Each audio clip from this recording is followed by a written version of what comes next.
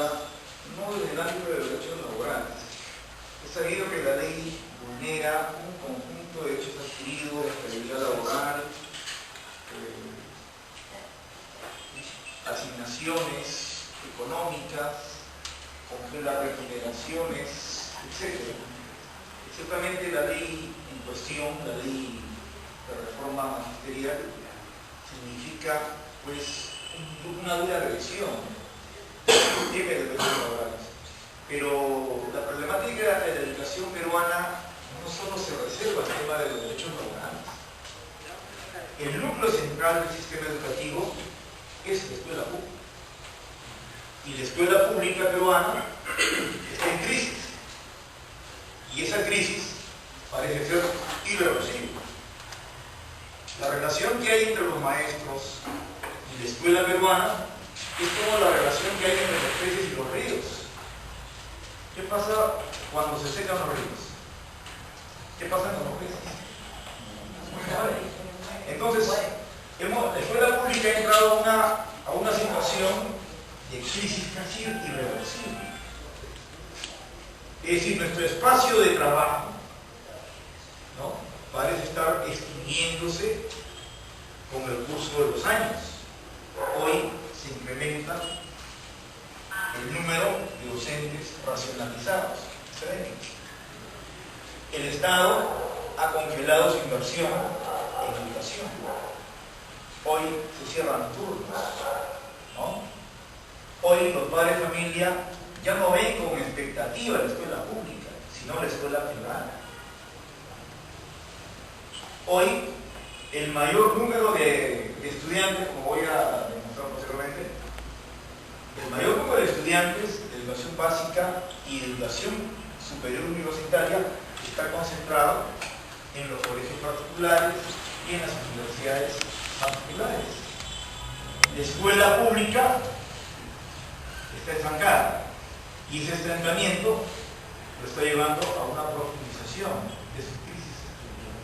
Entonces, lo que está en cuestión, yo respeto y coincido con la demanda de los colegas ponentes y de ustedes, de que efectivamente la ley que estamos comentando significa una agresión a los derechos laborales de los maestros. Pero fundamentalmente, lo que está en crisis es el núcleo del sistema educativo. El núcleo del sistema educativo es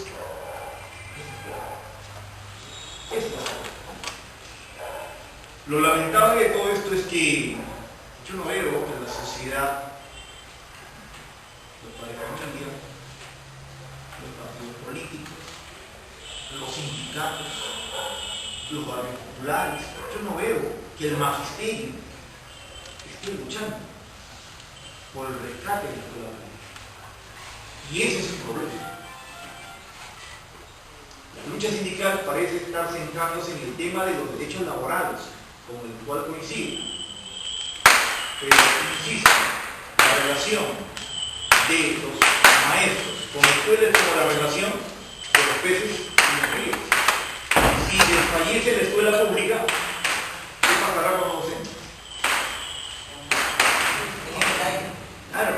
Entonces hay que tener claro esto cuando definamos la plataforma de lucha, cuando definamos la bandera de la lucha sindical, la escuela, porque es el espacio de cohesión social donde desarrollamos nuestras actividades y es el espacio donde se forman los futuros ciudadanos, los que van a conducir, los que van a construir nuestras casas transformadas el país.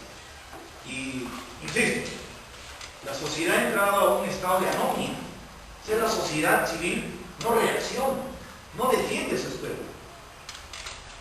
Y eso es preocupante. ¿Por qué? Porque históricamente la escuela, maestros, maestras, es una gran conquista social. La escuela fue una de las más importantes conquistas de la humanidad. Tan trascendental como la lucha contra la esclavitud, como la lucha de los pueblos por la tierra, la lucha por los derechos de la mujer, la lucha contra la discriminación racial, la lucha por la democracia, la lucha contra las dictaduras y monarquías. Es decir, la conquista de la escuela, maestros, tiene una importancia, un lugar irreemplazable en la historia de la humanidad. ¿Y quiénes luchaban por conquistar la escuela? Vamos un poquito a la historia. Los que llevaron a cabo la Revolución Francesa de 1789 eran campesinos, peones del campo, obreros. Eran en su mayoría analfabetos. Quien dirigió la Revolución Francesa fue la burguesía ilustrada. Los enciclopédicos, los que ya tenían conocimiento político, filosófico del desarrollo del mundo, etc. Pero quienes se alzaron en armas, quienes pusieron el pecho y derramaron sangre en la gran Revolución Francesa fueron los campesinos, los obreros. Y ellos eran mayoritariamente analfabetos.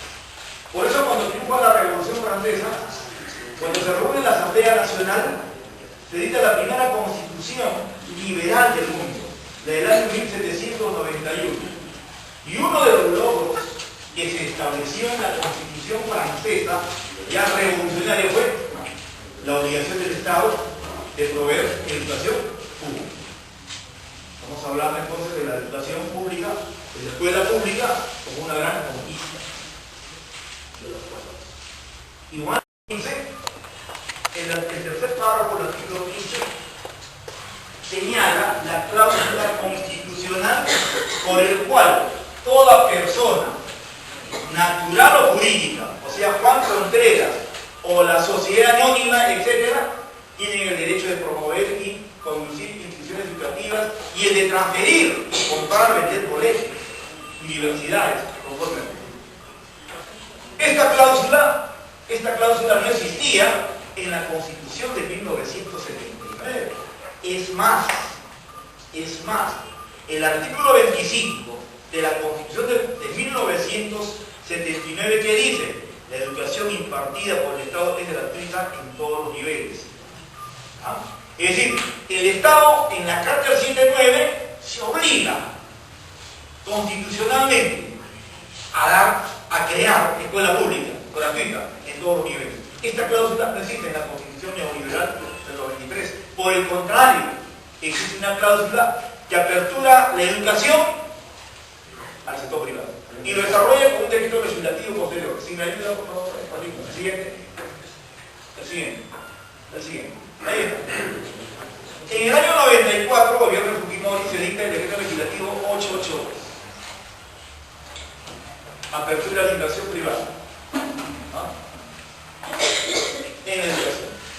Para ampliar la oferta y la cobertura. Oferta y cobertura. Hay que tener en cuenta esas dos palabritas. La norma se aplica a todas las instituciones educativas particulares, centros, programas educativos particulares, cualquiera sea su nivel o modalidad. O sea, estamos hablando de la educación inicial hasta la educación superior. Esta ley fue promulgada en el año 94. Al 2012 han transcurrido más de 15 años o 21. ¿Y cuál es el resultado? Vamos al cuadrito que tengo, por favor. Ahí está. ¿Cuánto invierte el Estado en educación y cuánto invierte el sector privado en educación? ¿Quién gana a quién?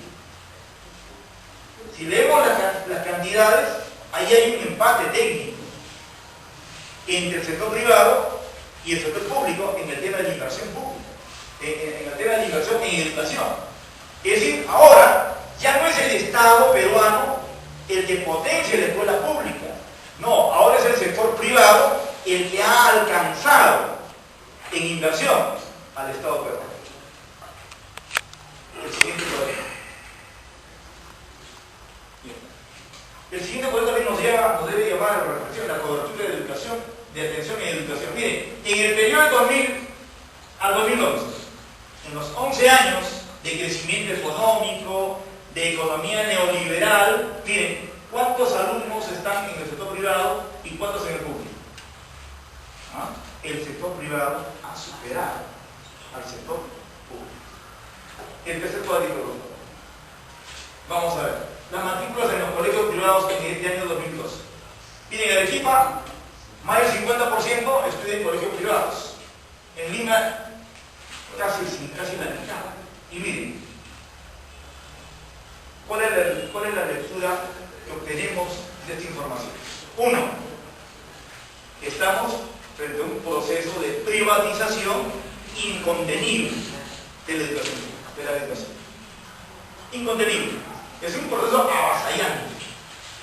¿Ya? O sea, la inversión privada, quienes lucran con la educación, hoy tienen la delantera. Esa es una realidad. Por eso, insisto, la cuestión del magisterio no es solamente un tema de derechos laborales, no es solamente un asunto de estabilidad, de aumento de remuneraciones, de niveles, de asignación, no. Hay que ir al núcleo central del sistema educativo. ¿Y el núcleo central del sistema educativo cuál es? Es la escuela. O sea, si no defiendes la escuela pública, ¿ah? ¿Entiendes? A eso vamos. A eso vamos. O sea, cuando uno diseña una plataforma, muchas veces considera dos aspectos. ¿Qué defendemos? En lo fundamental es la escuela pública. Hay que defender la escuela pública. El decreto legislativo 882 está vigente desde hace ya más de 15 años. ¿Y cuál es el balance general que tenemos de ese decreto legislativo? Hoy, bueno, lo dicen los cuadros. La inversión y la cobertura en educación ya ha sido alcanzada o superada por el sector privado. El Estado peruano, el sector público, se está quedando. ¿Ya?